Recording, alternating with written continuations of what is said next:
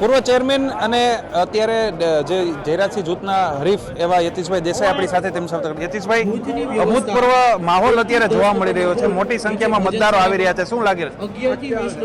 ચોક્કસ આ માહોલ જોતા એવું જોઈ રહ્યું છે કે લોકોએ એવું મન બનાવી લીધું છે કે પરિવર્તન કરવું અતિ આવશ્યક છે એવું લાગે છે મને. કયા કારણોસર પરિવર્તન થશે, શું લાગે? ગેરવહીવટ, ભ્રષ્ટાચાર, સગાવાદ, અનેક કારણો છે.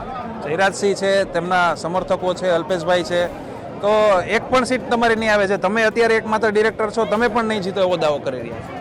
એમને એવો અધિકાર છે કરવાનો, અને અલ્પેશભાઈનો તો એ માનસિકતા છે કે મોટી મોટા બળગા ફૂંકવા અને વાતો કરવી એ અલ્પેશભાઈની માનસિકતા છે, પરંતુ એ કાલ ખબર પડી જાય અલ્પેશભાઈને. કયા એવા ભ્રષ્ટાચારો એવું કંઈ તમને ખબર છે કે તમે પણ આરબીઆઈ સુધી રજૂઆતો કરી છે?